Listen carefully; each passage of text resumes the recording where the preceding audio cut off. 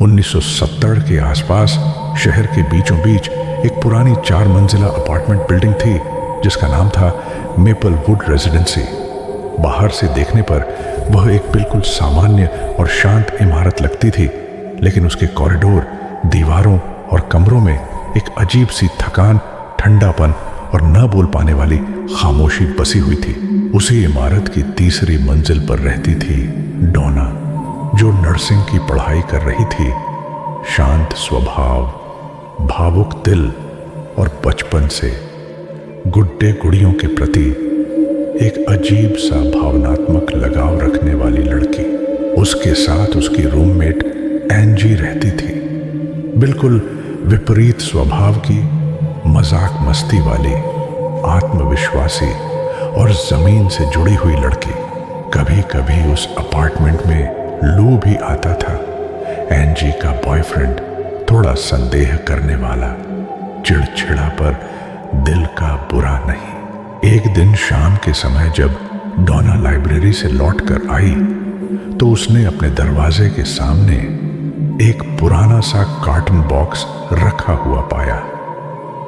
Box पर लाल ribbon बंधा था और एक नोट लगा हुआ था, टू डोना, लव मॉम।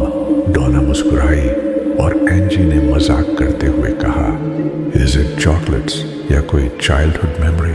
डोना ने धीरे से बॉक्स खोला और अंदर से निकली एक पुरानी विंटेज गुड़िया। सफेद लेस वाली पुरानी फ्रॉक, थोड़ी फीकी पड़ चुकी चेहरे की पेंटिंग, लेकिन उसकी कांच जैसी आंखें बिल्कुल असली इंसानी आंखों की तरह चमकती हुई। उसकी गर्दन पर एक छोटा सा टैग लगा था जिस पर लिखा था अनोरा। एंजी को वह गुड़िया देखकर हल्की सी घिन और डर दोनों लगे। उसने हंसकर कहा, इट्स क्रीपी, सीरियसली। लेकिन डोना के चेहरे पर खुशी थी, क्योंकि उसे बचपन से ही ऐसी पुरानी डॉल्स बेहद पसंद थीं। उसने गुड़िया को प्यार से साफ किया और अपने कमरे में रख दिया। कुछ दिनों तक सब सामान्य चलता रहा। डोना कभी कभी उस गुड़िया से बात भी कर लेती थी, जैसे कोई बच्चा अपने खिलौने से दिल के भाव साझा करता है। एंजी को यह सब बेवकूफी लगता था, लेकिन डोना के मेंटल स्पेस का सम्मान करते हुए वह उसे टोकती नहीं थी। धीरे धीरे अजीब सी घटनाएं शुरू होने लगे। डोना रोज कॉलेज जाने से पहले अनोरा को अपने बेड के पास या स्टडी टेबल पर रखकर जाती, लेकिन शाम को लौटने के बाद वह किसी दूसरे जगह पर मिलती, कभी सोफे पर, कभी विंडो शेल्फ पर और कभी कमरे के दरवाजे के पास। पहले पहले डोना को लगा कि शायद उसने भूलवश कहीं और रखा होगा, लेकिन एंजी ने भी यही चीज नोटिस करना शुरू कर दी। एक रात लगभग 3 AM पर डोना की नींद अचानक खुली। कमरे में हल्की सी आवाजें थीं, जैसे कहीं बहुत दूर से कपड़े घिसटने की ध्वनि आती हो। डोना धीरे धीरे आंखें खोलती है और देखती है कि अनोरा उसकी स्टडी टेबल पर नहीं, बल्कि उसके बेड के बिल्कुल पास कुर्सी पर बैठी उसे घूर रही है। डोना ने खुद को समझाते हुए उसे फिर से दूर रख दिया, पर अब उसके अंदर शक बैठ चुका था।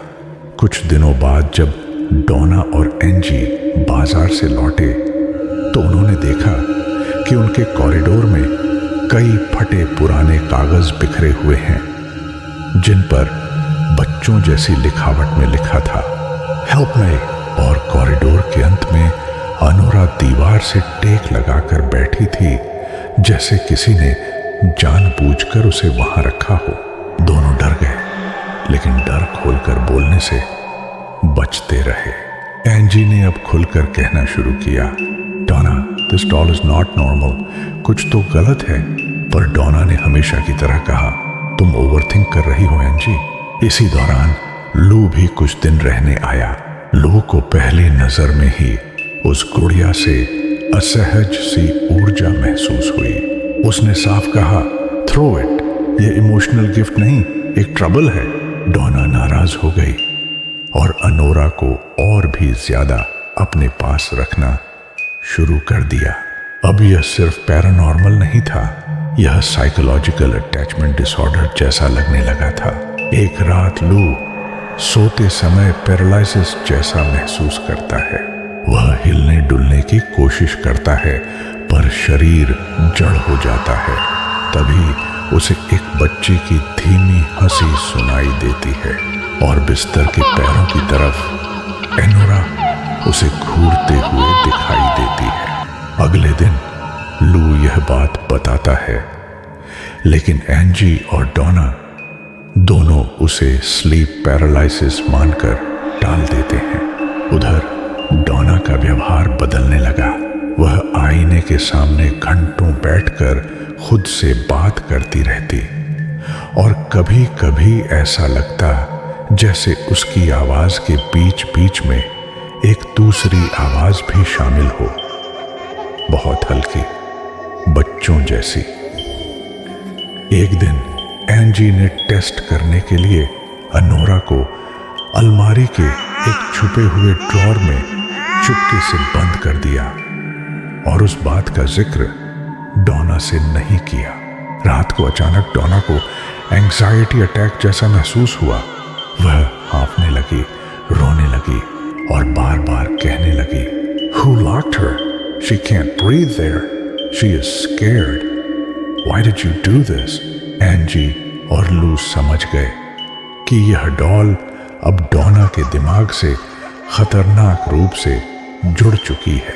सुबह जब उन्होंने ड्रॉर चेक किया, अनोरा वहां नहीं थी।